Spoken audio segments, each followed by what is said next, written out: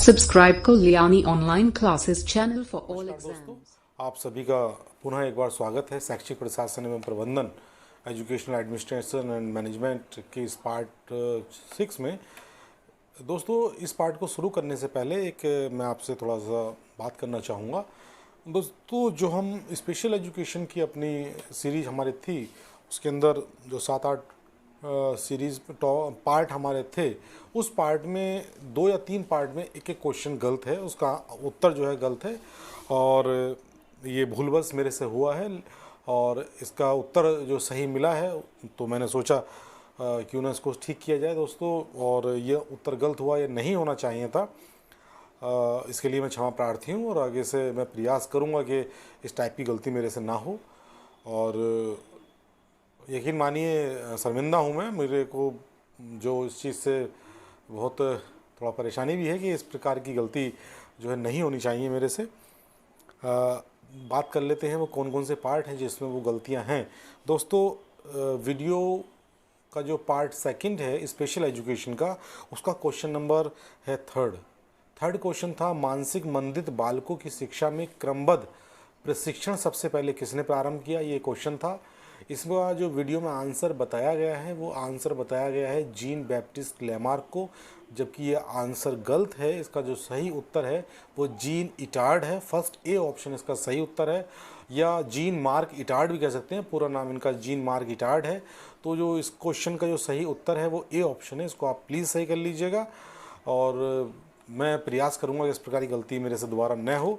और दोस्तों, इसके अगले उसमें जो दूसरा क्वेश्चन गलत है वो वीडियो हमारा पार्ट 3 है, पार्ट 3 का हमारा क्वेश्चन 8 है। 8वां क्वेश्चन है पार्ट 3 का। इसमें है सिजुइन की पुस्तक idiocy and its treatment by psychological method प्रकाशित हुई थी। दोस्तों, ये क्वेश्चन का जो उत्तर जो सही उत्तर है वो 1866 है, 1866 इसका सही उत्तर है। इसके किसी भी ऑप्शन में ये उत्तर नहीं था। इसको भी कृपया आप ठीक कर लें, 1866 इसका सही उत्तर है। और इसके बाद जो अगला हमारा पार्ट है जी, अगला जो है क्वेश्चन जो गलत हुआ है पार्ट 5 में स्पेशल एजुकेशन के ही, उसमें क्वेश्चन नंबर 13 जो है वो गलत हुआ है। उसमें क्वेश्चन था लुई ब्रेल ने ब्रेल लिपि की खोज कब की थी। जी, सही आंसर है इसका 1824, जो 1824 इसका सही आंसर है। और ये आंसर भी जो है ऑप्शंस में नहीं था। प्लीज़ आप इसको भी ठीक कर लें। ये तीनों क्वेश्चन के जो आंसर हैं, जो तीनों पार्ट में पार्ट 2, पार्ट 3 और पार्ट 5, ये तीनों पार्ट में एक क्वेश्चंस हैं। और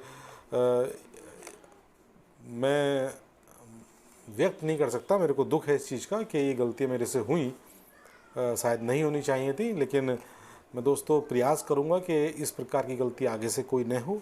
और ये तीनों जो गलतियां हैं आप इसको सुधार लें। और कि मैं जानता हूँ कि एक एक प्रश्न का जो है बहुत मूल्य होता है एग्ज़ाम में, तो मैं ये नहीं मानता कि किसी भी मतलब क्वेश्चन की वजह से, किसी भी चीज़ की वजह से आपका जो एग्ज़ाम में अगर वो क्वेश्चन आए तो उसका उत्तर गलत हो। तो प्लीज़ आपसे रिक्वेस्ट है आप इन क्वेश्चंस के जो आंसर हैं उनको ठीक कर लें। और हाँ, मैंने इन क्वेश्चंस के आंसर को भी वीडियो के साथ पिन कर दिया है, आप उनको देख सकते हैं। और दोस्तों, आपसे मैं एक निवेदन और करना चाहूँगा कि जब आप वीडियो देखते हैं तो वीडियो देखने के साथ प्लीज़ आपसे एक निवेदन है कि आप जो वीडियो में नीचे कमेंट्स हैं उस पर एक बार अपनी निगाह थोड़ा सा दौड़ा लें, एक बार देख लें कि कोई ऐसा मेरी तरफ से कोई ऐसा कमेंट्स तो नहीं आया कि भूलवश अगर कोई क्वेश्चन गलत हुआ है तो उसका आंसर मैं ज़रूर सुधार करता हूं और उसका जो क्वेश्चन का जो आंसर है उसको मैं पिन कर देता हूं कमेंट्स में, तो सबसे ऊपर शो करता है। तो प्लीज़ आप एक बार उसको भी ज़रा देख लें हर नेक्स्ट वीडियो में, क्योंकि अगले वीडियो में ही मैं उसको ठीक करता हूँ। तो इसी उम्मीद के साथ कि आगे से मैं ऐसी गलती नहीं करूँगा। ये हमारा दोस्तों शैक्षिक प्रशासन एवं प्रबंधन एजुकेशनल एडमिनिस्ट्रेशन एंड मैनेजमेंट का 6ठा पार्ट है। और इस पार्ट में जो है हम बात करेंगे कुल आज 50 क्वेश्चंस पर। और ये 50 क्वेश्चंस जो हैं वो क्वेश्चंस हैं दोस्तों वन लाइनर क्वेश्चंस कह सकते हैं, या एक अति लघु प्रश्न कह सकते हैं, 1 वर्ड आंसर वाले ये क्वेश्चंस हैं। क्वेश्चन सब अच्छे हैं और इसके बाद जो है अगला पार्ट हमारा होगा वो टीचर एजुकेशन पर होगा, अध्यापक शिक्षा पर होगा। हाँ, 2 दिन से आपको वीडियो नहीं मिल पाया, इसके लिए भी दोस्तों मैं क्षमा प्रार्थी हूँ। रीज़न मेरे साथ थोड़ी व्यस्तताएँ हैं, इलेक्शन ड्यूटीज़ वगैरह हैं, तो थोड़ा दिक्कतें हैं। और साथ में मंडे से हम लोग रिसर्च भी शुरू करेंगे। रिसर्च मंडे या ट्यूसडे से स्टार्ट हो जाएगी, तो आपका वो पोर्शन भी कंप्लीट होगा।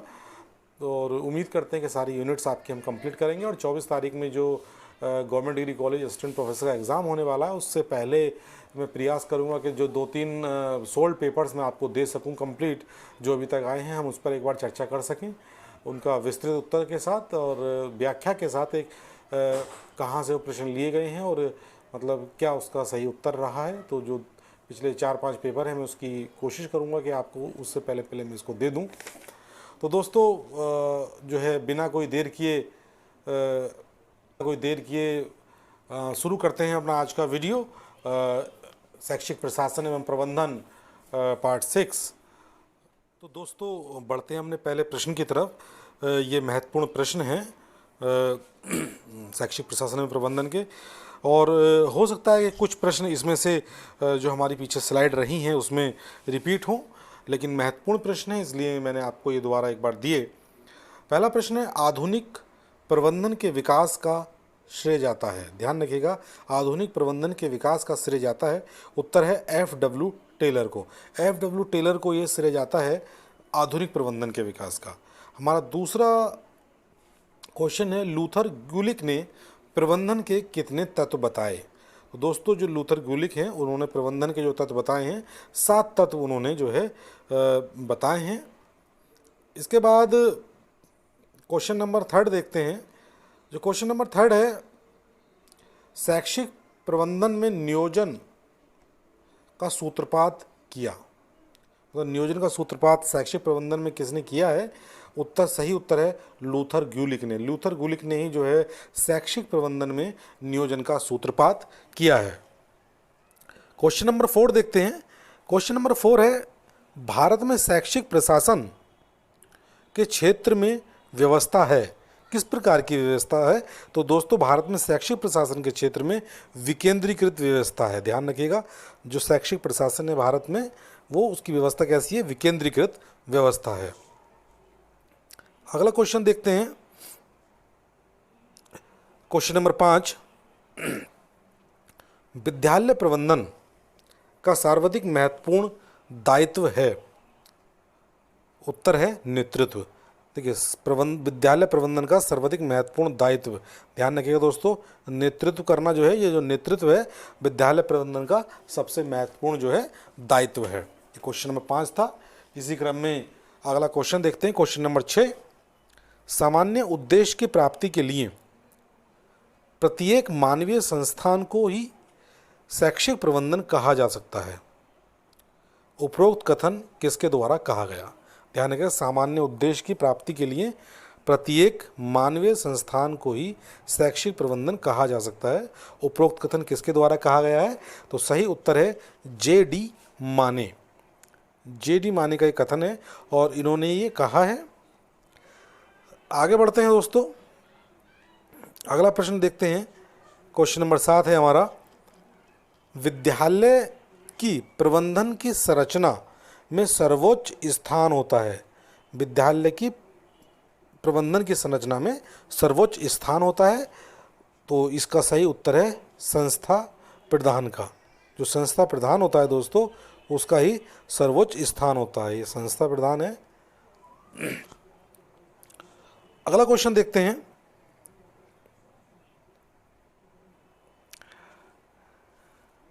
शैक्षिक प्रशासन का एक प्रमुख कारण व्यक्तिगत है, तो दूसरा कारक होता है। ध्यान रखिएगा, शैक्षिक प्रशासन का एक प्रमुख कारण क्या है, व्यक्तिगत है, तो दूसरा कारक क्या है, वातावरणीय। दूसरा कारक होता है वातावरणीय, इसका सही उत्तर वातावरणीय है। इसी चीज को आगे बढ़ते हैं।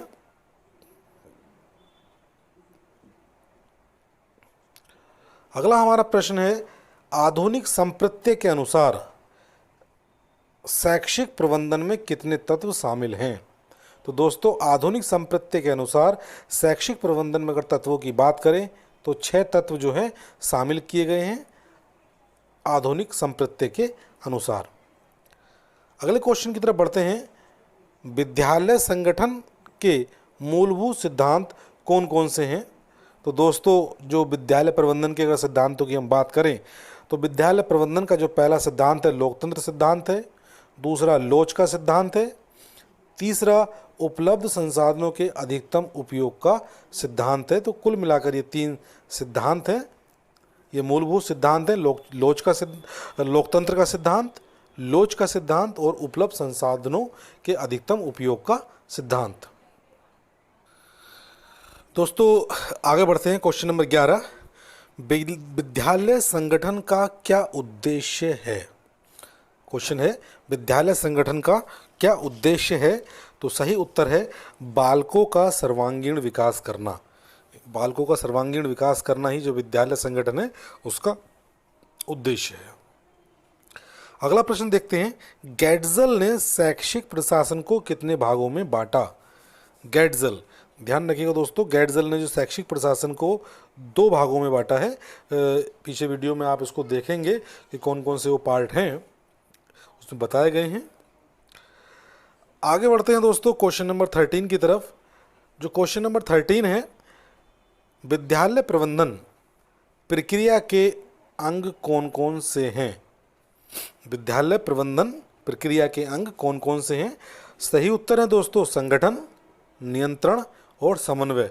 ये 3 जो है विद्यालय प्रबंधन के अंग हैं और महत्वपूर्ण अंग हैं, चाहे वो संगठन हो, चाहे नियंत्रण हो या समन्वय हो।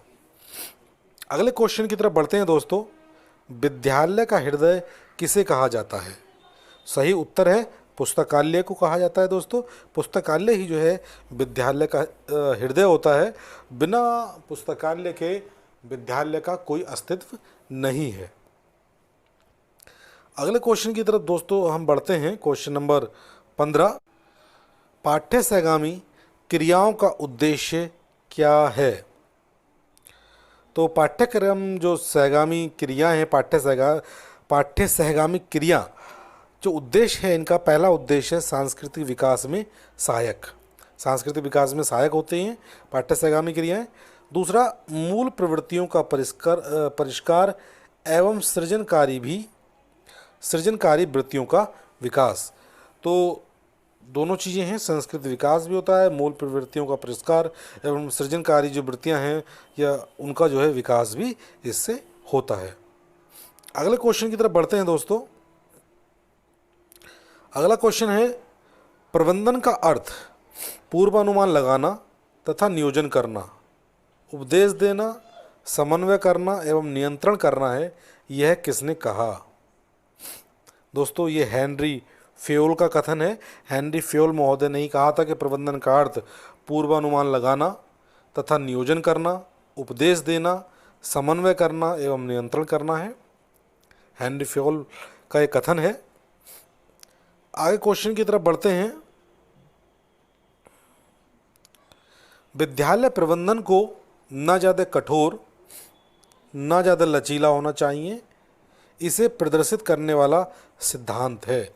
मतलब जो कथन है, इस कथन को कौन सा सिद्धांत है जो प्रदर्शित करता है कि विद्यालय प्रबंधन को ना ज़्यादा कठोर होना चाहिए और ना ज़्यादा लचीला होना चाहिए? तो दोस्तों इस सिद्धांत को जो प्रदर्शित करता है वह करता है लोच का सिद्धांत। जो लोच का सिद्धांत है वो इस कथन को प्रदर्शित करता है।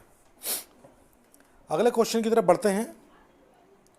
शिक्षा के विकास के लिए व्यवस्थित योजना बनाने को कहा जाता है। क्वेश्चन दोबारा देखें। शिक्षा के विकास के लिए व्यवस्थित योजना बनाने को कहा जाता है, इसको कहा जाता है दोस्तों शैक्षिक नियोजन। शैक्षिक नियोजन इसका सही उत्तर है। अगले क्वेश्चन की तरफ दोस्तों हम लोग बढ़ते हैं। शैक्षिक प्रबंधन का सूत्रपात किसने किया? दोस्तों शैक्षिक प्रबंधन का जो सूत्रपात किया है वो लूथर गुलिक द्वारा किया गया है।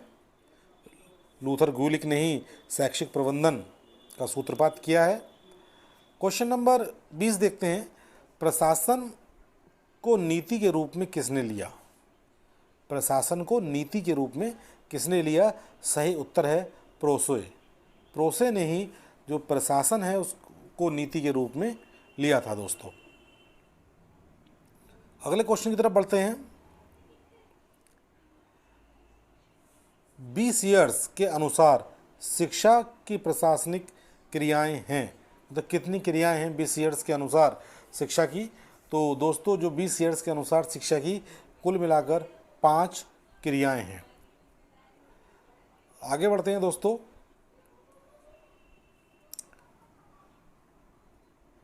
प्रबंधन का हृदय किसे कहा जाता है? प्रबंधन का हृदय किसे कहा जाता है? तो दोस्तों जो प्रबंधन का हृदय कहा जाता है वो अभिप्रेरणा को कहा जाता है।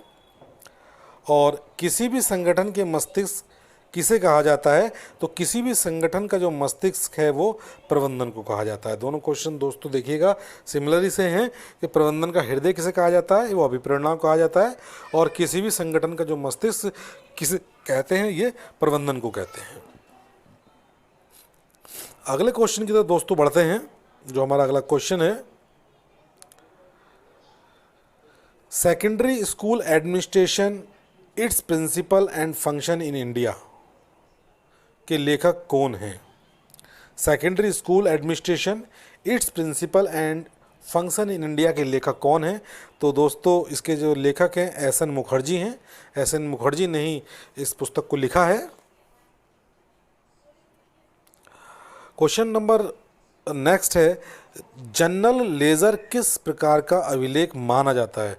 तो दोस्तों जो जनरल लेजर है वो वित्तीय अभिलेख इसको माना जाता है, जो जनरल लेजर होता है। अगले क्वेश्चन को देखते हैं दोस्तों। जो अगला क्वेश्चन है हमारा, प्रबंधन लोगों के कार्यों की कला है, यह किसने कहा? एक बार पुनः देखें कि प्रबंधन लोगों के कार्य करने की कला है, ये किसने कहा? तो दोस्तों ये जो कथन है ये जॉर्ज टेरी का कथन है। जॉर्ज टेरी महोदय ने ही कहा था कि जो प्रबंधन है लोगों के कार्य करने की एक कला है। अगला क्वेश्चन है, यशपाल समिति रिपोर्ट 1993 का विषय है। जो यशपाल समिति ने अपनी रिपोर्ट दी है उसका विषय है शिक्षा बिना बोझ के, एजुकेशन विदाउट बर्डन, जो इसका मुख्य विषय है यशपाल समिति का। अगले क्वेश्चन की तरफ बढ़ते हैं दोस्तों। विद्यालय परिसर की अवधारणा सर्वप्रथम कहाँ क्रियान्वित हुई? तो जो विद्यालय परिसर की अवधारणा है सबसे पहले उत्तर प्रदेश में क्रियान्वित हुई है, और यहीं से जो है ये अवधारणा शुरू हुई। अगला क्वेश्चन देखते हैं, शैक्षिक प्रबंधन एक प्रक्रिया है जिसका संबंध ऐसी व्यवस्था करने से है जिसमें संपूर्ण शैक्षिक कार्यक्रम सफलतापूर्वक व्यावहारिक रूप से संपन्न हो सके। यह परिभाषा किसके द्वारा दी गई? दोबारा देखें एक बार परिभाषा को। शैक्षिक प्रबंधन एक प्रक्रिया है जिसका संबंध ऐसी व्यवस्था करने से है जिसमें संपूर्ण शैक्षिक कार्यक्रम सफलतापूर्वक व्यावहारिक रूप से संपन्न हो सकें। यह परिभाषा किसके द्वारा दी गई है? ये जे.वी. सीयर्स के द्वारा यह परिभाषा दोस्तों दी गई है। ध्यान रखिएगा, जे.वी. सीयर्स उसका सही उत्तर है। अगले क्वेश्चन की तरफ बढ़ते हैं। भारत में लॉर्ड मैकाले, ये लॉर्ड है दोस्तों, लॉर्ड मैकाले ने शिक्षा प्रणाली किस वर्ष प्रारंभ की? तो भारत में जो लॉर्ड मैकाले ने शिक्षा प्रणाली प्रारंभ की है वो 1835 में शुरू हुई थी। और दोस्तों ये अंग्रेजी शिक्षा प्रणाली है, ध्यान रखिएगा इसका, अंग्रेजी शिक्षा प्रणाली। जो अंग्रेजी शिक्षा प्रणाली है ये कब प्रारंभ की गई है? लॉर्ड मैकाले के द्वारा भारत में। तो 1835 से जो है लॉर्ड मैकाले ने जो है शिक्षा प्रणाली का शुभारंभ किया, या यहाँ नींव डाली 1835 में। POSDCORB फॉर्मूला किसने दिया? इसकी हम जिक्र कर चुके हैं इस क्वेश्चन का पीछे अपनी PPTs में। तो दोस्तों जो POSDCORB का फॉर्मूला दिया है वो लूथर गुलिक ने दिया है। अगले क्वेश्चन की तरफ बढ़ते हैं दोस्तों। नई राष्ट्रीय शिक्षा नीति 1986 का विषय था। तो दोस्तों जो 1986 की हमारी शिक्षा नीति थी, न्यू एजुकेशन पॉलिसी 1986, उसका सॉरी ये इसको दोस्तों ठीक करिएगा, ये 1986 है, 1986। उसका जो विषय था वो था सबके लिए शिक्षा, एजुकेशन टू ऑल। ये 1986 है, इसको ठीक कर लीजिएगा दोस्तों। अगला प्रश्न है, किस संविधान संशोधन के द्वारा शिक्षा को समवर्ती सूची में लाया गया या बनाया गया? तो दोस्तों वो जो संविधान संशोधन था जिसमें शिक्षा को समवर्ती सूची में शामिल किया गया था, वह था 42वां संविधान संशोधन। 42वें संविधान संशोधन के द्वारा जो शिक्षा थी उसको समवर्ती सूची में लाया गया, ये जोड़ा गया। अगला क्वेश्चन देखते हैं दोस्तों, सर्व शिक्षा अभियान द्वारा विद्यालय स्तर की सूचनाएं जिस प्रपत्र में एकत्रित की जाती हैं उसे कहते हैं डाइज, DIS दोस्तों, उसको डाइज बोलते हैं, जिस प्रपत्र पर जो है सर्व शिक्षा अभियान द्वारा विद्यालय स्तर की सूचनाएं एकत्रित की जाती हैं। अगला क्वेश्चन देखते हैं, सर्व शिक्षा अभियान में प्रबंधन सूचना तंत्र किन स्तरों में विभाजित होता है? तो दोस्तों जो सर्व शिक्षा अभियान में अगर प्रबंधन की बात करें तो प्रबंधन तंत्र जो जिन स्तरों में विभाजित होता है उसमें जिला स्तर, राज्य स्तर एवं मंत्रालय स्तर, ये 3 स्तर ऐसे हैं जिनमें जो है सर्व शिक्षा अभियान में जो है प्रबंधन तंत्र में को इन 3 स्तरों में विभाजित किया जाता है। अगले क्वेश्चन की तरफ बढ़ते हैं, CWSN के लिए प्रमाण पत्र जारी कहाँ से होता है? तो दोस्तों CWSN children with special needs के लिए प्रमाण पत्र जारी होता है वह जारी होता है जिला स्तर पर। ये CMO ऑफिस से जो है जारी होता है सर्टिफिकेट। और अगले क्वेश्चन की तरफ देखते हैं, 1964 में केंद्र सरकार द्वारा गठित शिक्षा आयोग जिसकी सिफारिश पर देश की पहली राष्ट्रीय नीति बनी, इसके अध्यक्ष कौन थे? तो दोस्तों 1964 में जो केंद्र सरकार द्वारा गठित शिक्षा आयोग था वो था उसके अध्यक्ष थे डॉक्टर दौलत सिंह कोठारी, और कोठारी कमीशन इसको बोलते हैं, कोठारी शिक्षा आयोग ये था और उसके अध्यक्ष थे डॉक्टर दौलत सिंह कोठारी। अगले प्रश्न की तरफ दोस्तों बढ़ते हैं, जो हमारा अगला प्रश्न है, 6 से 14 वर्ष के बच्चों की शिक्षा निःशुल्क और अनिवार्य होनी चाहिए, सिफारिशें किसकी थीं? ये स्टार्टिंग की बात हो रही है। तो दोस्तों जो 6 से 14 वर्ष के बच्चों की जो शिक्षा है निःशुल्क होनी चाहिए, ये सबसे पहले सार्जेंट योजना जब आई थी तो सार्जेंट योजना ने ये कहा था कि 14 से। दोस्तों अगला प्रश्न है, प्राथमिक शिक्षा के प्रचार के लिए नीति का सुझाव सबसे पहले किसने दिया? तो दोस्तों ये दिया है वुड का घोषणा पत्र 1854 1854 ये है, और 1854 में जो वुड का घोषणा पत्र था उसने ही जो है प्राथमिक शिक्षा के प्रचार के लिए नीति का सुझाव सबसे पहले दिया था। अगला क्वेश्चन है, राष्ट्रीय पोषाहार कार्यक्रम किसके नियंत्रण में संचालित होता है? तो दोस्तों जो राष्ट्रीय पोषाहार कार्यक्रम है ये पंचायती राज निदेशालय के जो पंचायती राज निदेशालय है उसके नियंत्रण में जो है संचालित होता है। अगले क्वेश्चन को दोस्तों देखते हैं, ओपन स्कूल में 10वीं कक्षा में प्रवेश हेतु न्यूनतम आयु होनी चाहिए। तो दोस्तों ओपन स्कूल में जो 10वीं कक्षा में जो प्रवेश हेतु न्यूनतम आयु होनी चाहिए वह है 14 वर्ष। अगला क्वेश्चन देखते हैं, नया शिक्षक नामक पत्रिका प्रकाशित की जाती है, नया शिक्षक नामक पत्रिका प्रकाशित की जाती है। तो दोस्तों ये माध्यमिक शिक्षा विभाग राजस्थान द्वारा नया शिक्षक नामक पत्रिका जो है प्रकाशित की जाती है। अगले क्वेश्चन को देखते हैं, फिडलर का प्रासंगिकता सिद्धांत किस प्रकार का सिद्धांत है? तो दोस्तों जो फिडलर का प्रासंगिकता सिद्धांत है वो स्थिति परक सिद्धांत कहलाता है, और स्थिति परक सिद्धांत ये है। अगला क्वेश्चन देखते हैं, प्रबंधन अन्य व्यक्तियों के प्रयासों के माध्यम से परिणामों की प्राप्ति है। ये कथन किसका है? तो दोस्तों ये कुंट्ज़ महोदय का कथन है कि प्रबंधन अन्य व्यक्तियों के प्रयासों के माध्यम से परिणामों की प्राप्ति है। अगला क्वेश्चन की तरफ बढ़ते हैं दोस्तों, शैक्षिक प्रबंधन का उद्देश्य सही शिक्षार्थियों को सही शिक्षकों द्वारा सही शिक्षा प्राप्त करना है। शैक्षिक प्रबंधन का उद्देश्य सही शिक्षार्थियों को सही शिक्षकों द्वारा सही शिक्षा प्राप्त करना है। ये कथन है सर ग्राहम वॉलफोर का। सर ग्राहम वॉलफोर ने कहा था कि शैक्षिक प्रबंधन का उद्देश्य सही शिक्षार्थियों को सही शिक्षकों द्वारा सही शिक्षा प्राप्त करना होना चाहिए। अगला क्वेश्चन देखते हैं, शैक्षिक पर्यवेक्षण शिक्षण को सुधारने की एक सुनियोजित कार्यक्रम है। शैक्षिक पर्यवेक्षण शिक्षण को सुधारने का एक सुनियोजित कार्यक्रम है। ये कथन है एडम्स एवं डीके का। एडम्स एवं डीके महोदय ने ये कथन कहा है। अगला क्वेश्चन देखते हैं दोस्तों,